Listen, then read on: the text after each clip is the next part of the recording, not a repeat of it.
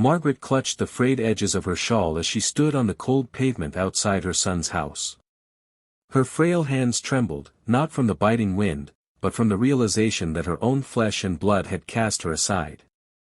"You can't live here anymore, Mom," David had said, his voice void of emotion. "It's just too much for us.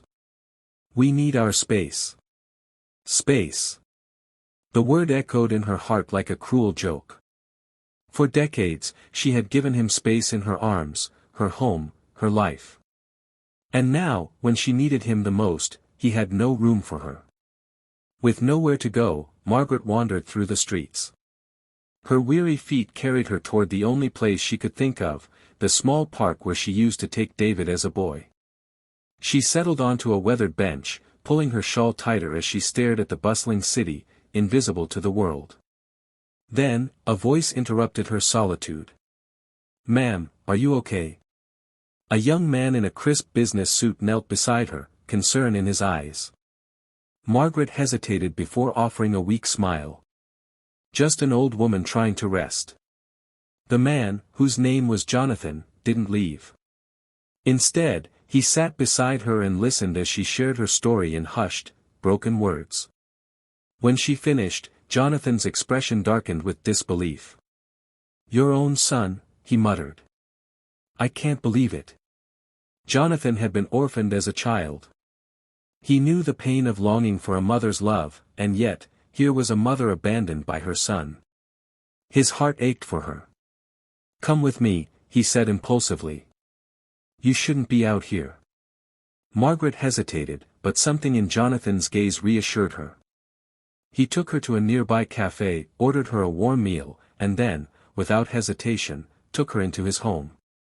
What started as an act of kindness became something more profound. Jonathan, who had spent his life searching for a mother's love, found it in Margaret. And Margaret, who had been discarded by her own son, found solace in Jonathan's care. Weeks turned into months, and the two became inseparable. News of Jonathan's kindness spread, and soon, a local journalist covered their story. The article went viral, sparking outrage against David's actions and inspiring many to reflect on their own relationships with their parents. One evening, a knock came at Jonathan's door.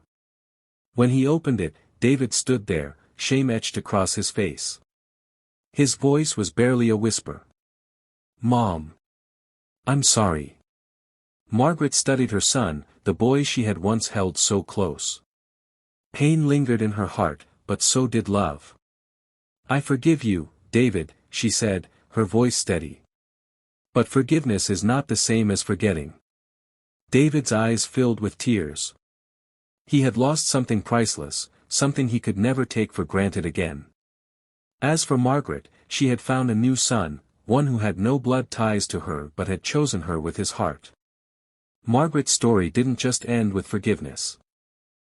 The bond between her and Jonathan grew stronger, and soon, he introduced her to his circle of friends, all of whom admired her resilience and warmth. She became a grandmother figure to many, offering wisdom, kindness, and a listening ear. Jonathan's own life changed drastically.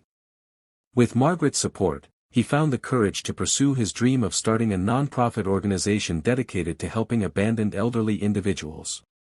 Margaret, despite her age, played an active role in the foundation, sharing her story to inspire others and advocating for the importance of caring for one's parents. One day, David visited Margaret again, not out of guilt but with a genuine desire to make amends. He saw the impact she had on others and realized how much he had lost by pushing her away. Over time, Margaret and David began to rebuild their relationship, though it was never the same. Trust, once broken, takes time to mend, but Margaret's heart was big enough to give her son another chance.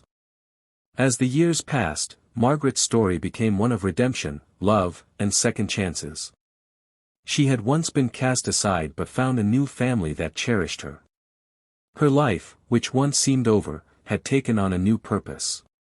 In the end, she proved that love is not just about blood but about the choices we make to care for one another. And so, Margaret's journey, which began in heartbreak, ended in a legacy of love, reminding the world that no one should ever be left behind.